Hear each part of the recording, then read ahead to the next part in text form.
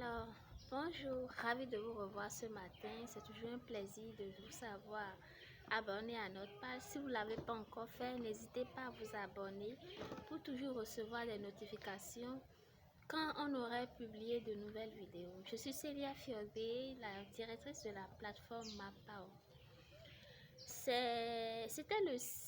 C'était la journée internationale de la sécurité sanitaire des aliments ce 7 juin. C'est la deuxième édition qui est placée sous le thème sécurité sanitaire des aliments, c'est l'affaire de tous. Et oui, c'est l'affaire de tous. C'est l'affaire de tous les acteurs des maillons des chaînes de valeur agricole. Tous les acteurs, qu'on soit producteur, qu'on soit transformateur, qu'on soit transporteur, qu'on soit vendeur d'intrants, même les consommateurs sont concernés par cette journée. Parce que tout ce qui touche à l'aliment, et quand on est humain, tout nous concerne en fait. Nous avons des responsabilités à jouer.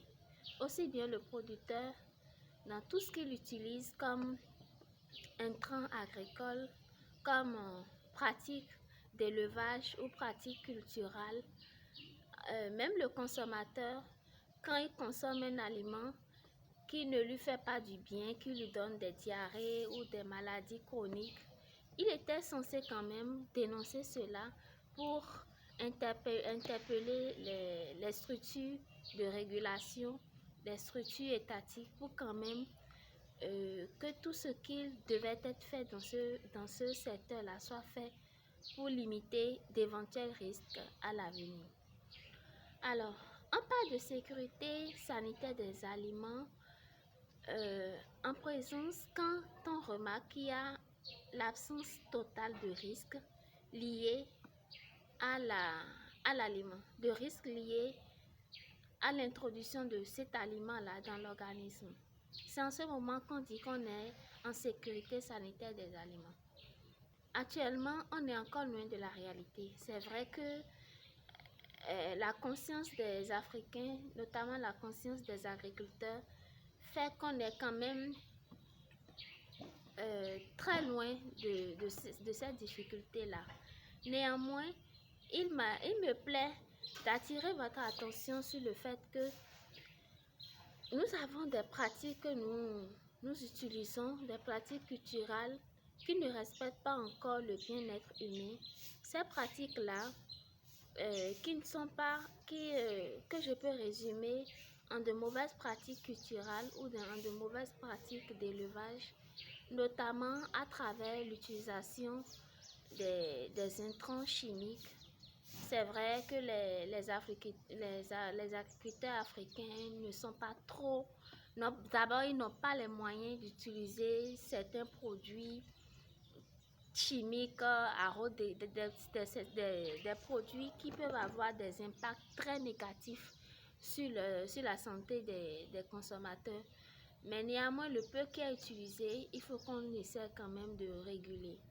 Donc, les premiers acteurs qui sont très concernés, qui sont très impliqués dans la sécurité alimentaire des aliments, c'est beaucoup plus les agriculteurs. Parce que ce sont les premiers acteurs qui touchent à l'aliment, les premiers acteurs qui impactent, je vais dire, premièrement, permettez la tautologie, la qualité de l'aliment. Parce que c'est eux qui mettent vraiment en œuvre ces aliments-là et qui décident de leur première composition, je vais dire. Et il y a de ces substances-là, quand ils sont contenus dans les aliments, peu importe ce qui se passe sur toute la chaîne de production, il n'y a plus de possibilité de les éliminer. Je vais parler des substances chimiques dues à l'utilisation des produits vétérinaires en élevage. Je vais également parler des substances chimiques dues à l'utilisation des pesticides dans les champs. Quand ces pesticides sont contenus dans les aliments, on n'a plus la possibilité de les éliminer. Ça reste, surtout quand les délais d'attente ne sont pas respectés, ces pesticides-là restent et se transmettent au consommateur, ce qui peut créer au niveau de cette personne-là des maladies